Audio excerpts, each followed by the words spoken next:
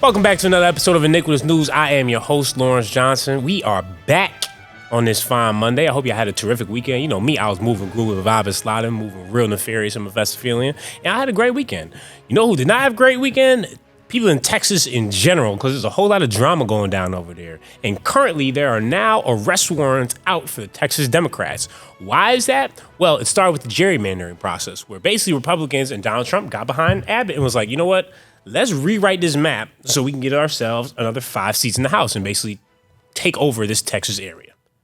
And so that's exactly what they did. And then Texas Democrats was like, forget that, we sliding. We're going to go to Illinois and we're not going to be here for this process so we can go to recess and we can basically not have this vote take place so this doesn't happen. Now, I mean, it sounds crazy, but both Republicans and Democrats both do this all the time. Whereas gerrymandering, they try to get more seats in the House and they start to try to rewrite. Everybody gets very creative. Now, Democrats actually leaving the state, that's a new one. So then Greg Abbott, he goes and puts on his Twitter over here where he was like, oh, guess what? If y'all don't come back, you're going to be removed from office. So basically, he's threatening all of them. Like, go ahead. Y'all can go on your little trip. Go ahead. See ya. But if you are not back by this certain time, you're gone. And so how did Texas respond? The Democrats, they said, yeah, see you never. As you can see, Texas House Democrats will not be returning to their home state, despite Governor Abbott's warning that they could face removal from office if they are not back by 4 o'clock Eastern time today. Instead, they just announced a press conference at 7 p.m. And where are they? In Warrenville, Illinois, is where those Texas representatives will be speaking from, just about an hour outside of Chicago this evening around 7 o'clock. They've been in Illinois. They've been in other states. They're protesting this GOP effort to redraw the congressional map. We know that both sides, Republicans and Democrats, are pretty good at getting very creative in carving out these lines. The Texas governor feels this is a legitimate move. The president supports it as well. We'll see where this whole thing goes. We'll be watching. And how did Texas respond? They shut the doors. And they said, well, guess what? Now we are going to vote on if we want to issue arrest, because you guys broke quorum, basically, where you guys are supposed to be here. If you don't have written consent or you didn't do anything about it, we have the right to either arrest you, well, civil arrest, but regardless. And that process took 2 seconds. They obviously was like, man, go get them. What the fuck? And there's supposed to be a live press conference coming soon from the Texas Democrats from the state of Illinois, where it's like, I think they try and be like, yo, like Justin, like, you not clocking me? I'm standing on business. We not scared of no Governor Abbott. You can lock the doors if you want. It may be feeling a little different. You get them cuffs on your hands. People change up very quickly a lot of the time. Once they get back, all of a sudden they're like, well, I'm being arrested for real. I've never been in jail. Especially, you don't have no phone. It's just your thoughts in your head. It'd be terrible. I've been there for 24 to 48 hours one time. A Euro stepped a cop. Very stupid. Crazy story. I'll tell you another time. But this time right now, yeah, Texas, I don't know. I mean, I understand Democrat. I get what you're trying to do, but at the same time, it is a little bit illegal. Like, it's literally in there in writing where it's like you can't just leave the state. Even though, I mean, Mike Johnson, you got to take notes from him, because what did he do exactly? Well, he left during recess and he said, I'm going to stay in my area. You know what I'm saying? I'm going to make sure everything is good here. I guess we didn't know his area was Israel until the wall. Yeah, he went and kissed it, just like every other person that's in any type of political power has to do. And if you don't, guess what? You're going to have problems. You're not going to be in political power for much longer. But it's crazy to think that, okay, you push this Epstein stuff all the way to the brink, and then you, as soon as we go on recess, flew to Israel. I mean, just listen to what this dweeb had to say. It's such a moving time for us to be here at the Wailing Wall. We've offered our prayers. We put our notes into the wall as is traditional. And we're so moved by the hospitality of the people and the great love of Israel. Our prayer is that America will always stand with Israel, and that we will we pray for the preservation and the peace of Jerusalem. That's what Scripture tells us to do. It's a matter of faith for us and a commitment that we have. God bless you. And if that isn't enough to say that we are an occupied country, Trump's newest thing is, well, I have $1.9 billion from FEMA, which I can give towards disasters, but I should just let you know now, if you don't support Israel and you're trying to boycott Israel, you're not getting any of that money. I don't know what else is supposed to mean occupied state or occupied country other than this. Like, this is actually insane.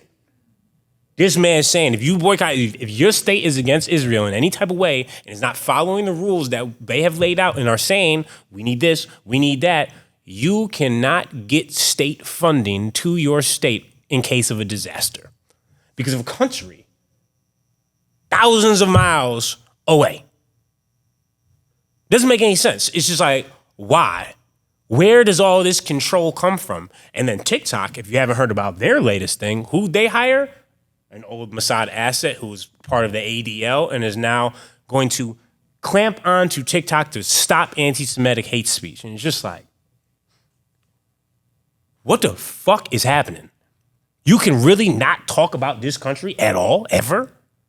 And now, we already seen how he's treating universities. Now he's treating entire states because he heard, you may be against blue and white. And guess what? Now I'm against you.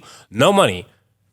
It's just like, what's going on? They're committing a G-side. We see it every single day. And now Israel's running all these ads trying to get back and trying to do as much as they can. That shit's not going to work. It's too little too late. I keep on telling y'all that.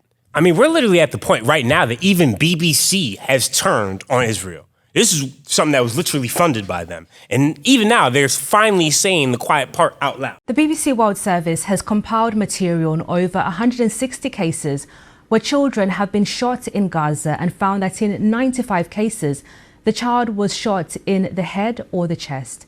In most of these cases, the victim was under 12 years old. The cases we found run from the first weeks of the war up to July this year. Then BBC even took it a step further, giving an exclusive interview with a former Israeli soldier, or could be current, basically not currently serving right this second.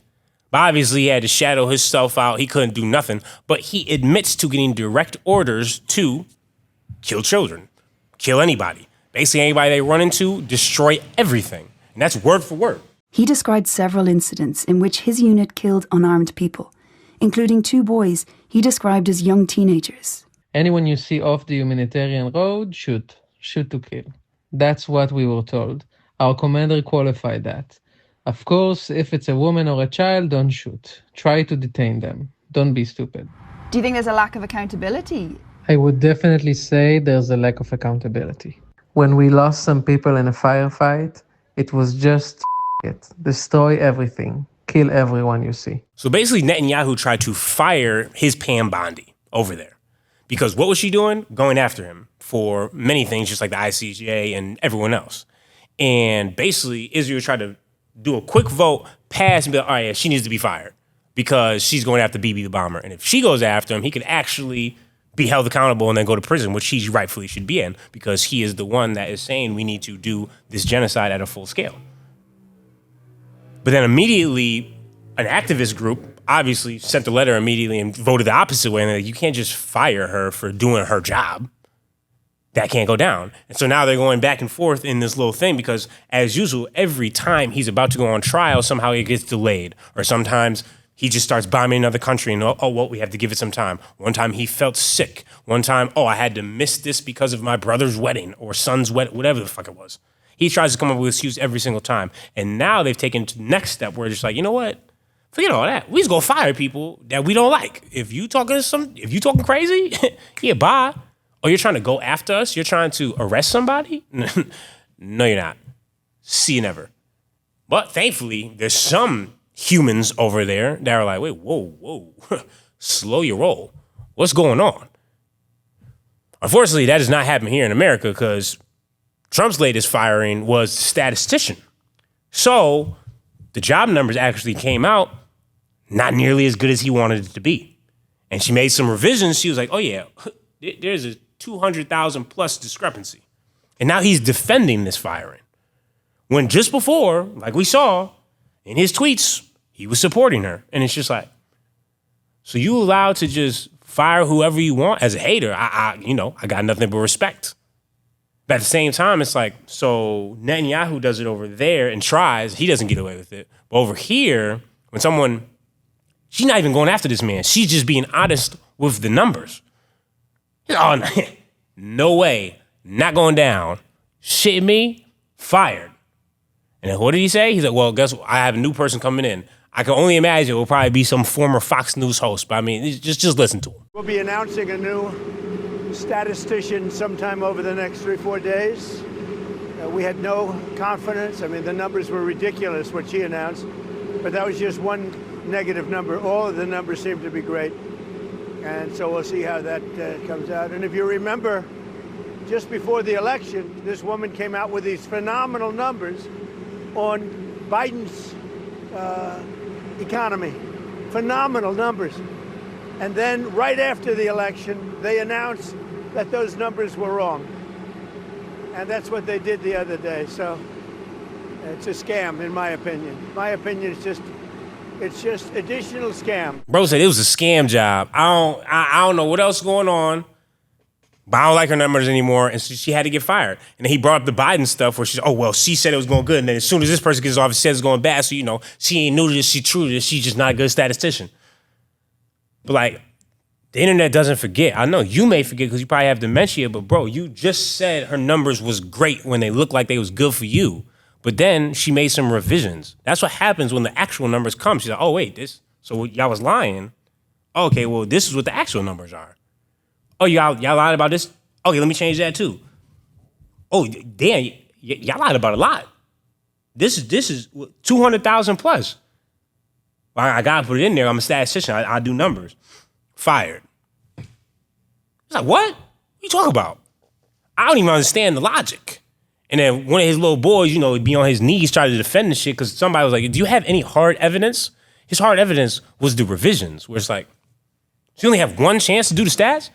You can't change nothing after, even if somebody was lying to you? I mean, listen to this. Does the administration have any evidence that it was rigged, as the president said? And will you be presenting that to the American public?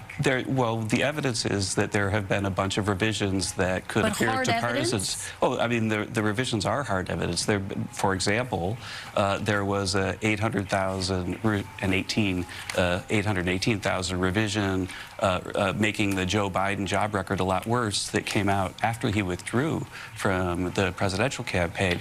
There have been a bunch of patterns that could make people wonder. And I think the most important thing for people to know is that it's the president's highest priority that the data be trusted and that people get to the bottom of why these revisions are so unreliable. I'm sorry, brother, but men lie, women lie, numbers do not. Sometimes they need a revision because somebody lied. But you know what we can't lie about? Like we said, numbers. And what's the latest number? Almost 10% of drop in manufactured durable goods coming in.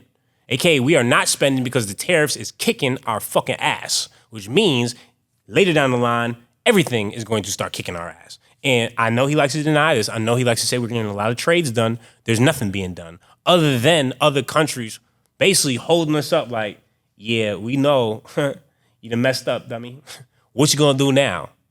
It's like, ain't no fun when the rabbit got the gun and we not the one with the gun, let me tell you. This shit is getting bad, people. Our economy is dropping off. Everything's getting more expensive and more difficult. And it's like, I literally think this is part of Project 2025. This is the whole entire point where it's like, okay, if I can get us into a recession/depression, boom, now I can just basically run this as a dictatorship. I've been trying to tell y'all, he is running this like The Sims. And it's starting to make sense how he bankrupted casinos. I always just think like, how do you bankrupt casinos? When you do dumb stuff like try to build $200 million ballrooms.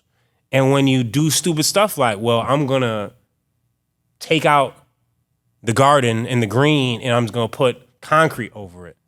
We should spend $1 billion, even though we already have an Air Force One jet, let's spend $1 billion making this one Air Force eligible. It's like, okay. So you just think money just grows on trees because your whole entire life it kind of has. It doesn't exist to you. Even when you go millions of dollars in debt, it's like, well, this can go over here and I can sell this. It's just like many failed businesses. And now you're basically running a failed United States of America. And Russia has already told you, don't think that we pussy. Because if it comes down to it and we need to press that dead man's button, you're not the only one with nukes. And we are way more prominent to use it than you are. It's like, that's not good. And now Trump also goes on these rage tweets about just random people. It's like you can tell he lives so in the moment that like he'll see a clip and then immediately tweets about it. Because he just went off on Charlemagne, Where it's like, Charlemagne went on your relative's show that you hand gifted her and was just keeping things a buck. It's not like he was wrong. I mean, listen to this. You've been critical. You've had your bones to pick with President Trump. If you took his name out of it and looked solely at what has happened, the policies and the things that have changed around the world and in our country over the first 6 months, how do you rate his presidency so far? I wouldn't give it a good rating, Why not? Simply because, the least of us are still being impacted the worst. Like when you look at something like, the big, beautiful bill, that's something that, I'm going to benefit from because of the tax bracket that I'm in. But, there's going to be so many people that's hurt by that bill. And, anything that, takes away Medicaid from people and is going to put people in a worse financial situation than, they were previously in, I'm not for. And, he ran on that. Like he ran on, the economy. He ran on saying that, grocery prices were going to be down and, That has happened. No. Inflation is trending down. And by the way, Medicaid. No. And Charlemagne wasn't the only person he got mad at. Then he also got mad at Elizabeth Warren because she went on an interview and kept it a buck, which is like, I now know Trump just be hate watching. Like he will look up his name on Twitter and just look for anything negative, and it's a prominent name enough, he's immediately going to truth and like, okay, how can I degrade this person or call them second tier in the quickest way possible? But it's just like, I mean, you're the one that said everything's going down day one. I'm ending this war, I'm ending this war. It's like, you can't just say crazy stuff and then expect people not to call you out when it's not promised. I mean, just listen to what Elizabeth had to say. Remember, Donald Trump ran for office saying he would lower costs on day one. Cost of groceries are up, cost of housing is up, cost of health care is up. And where is Donald Trump? He's passing a signature bill to throw people off their health care so he can do tax cuts for billionaires. Democrats are the people who say billionaires actually should pay their fair share, and that we need to focus on affordability for American families.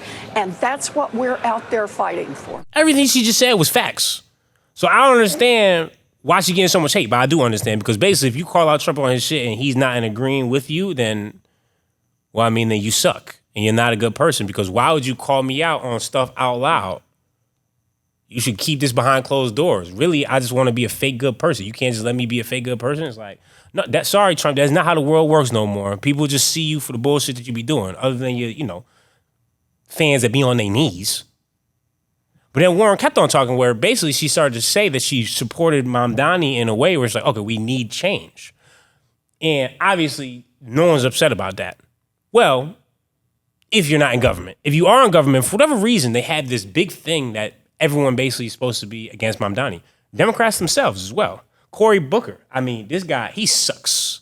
As time goes on, I just realize how much he sucks, where he's just like a sold soul.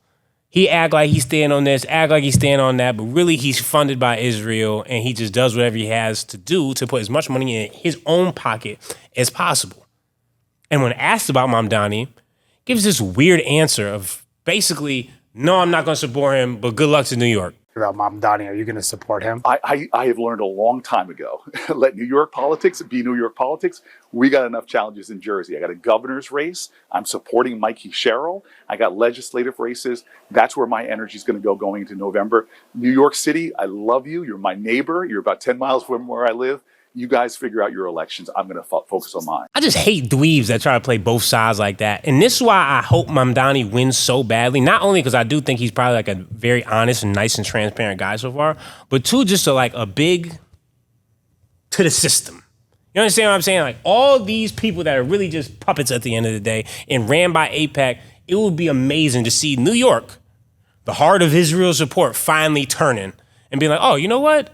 Actually, let's just, take from the billionaires a little bit. And it's so crazy because as you saw, Warren was talking about earlier, hopefully Will played that clip. I didn't tell him to play the clip, but the Elizabeth Warren clip where she's talking back and forth to this guy about Mamdani, and then, he's scaring people away. Billionaires will move out, where it's like, okay, I get that's what the sentiment is, but at the same time, there's so many millionaires and billionaires in New York, they ain't gonna lose that much. Okay, I don't want them to move here.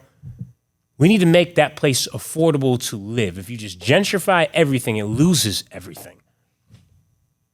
I mean, you should be able to learn that just based off history.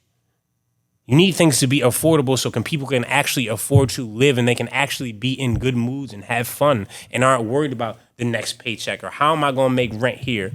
They be talking about these new stats where it's like homeowners that are married with kids under 30 fall to new low. It's like, yeah. What you mean? How own a home in today's world and you want us to be in a major city? That's dead. Unless you're already a millionaire by 30. Or you living in who knows where and you just settled down real early, got yourself a nice little house and somewhere off in the cut like peroxide.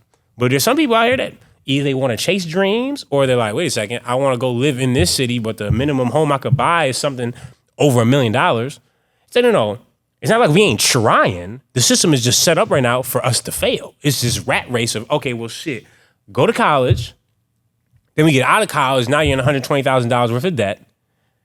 But we couldn't give you no business loan at 18 because we don't trust you with the money, but we trust you going to college and putting in that type of debt of money because then you'll be college educated and then you can get a job and start paying that back. But in reality, you're really not paying anything back because then you call up a couple years later, how much do I owe? And somehow it's more than what you started with because of interest rates. And it's crazy because how do you charge interest rates in college on a kid that's 17 going on 18?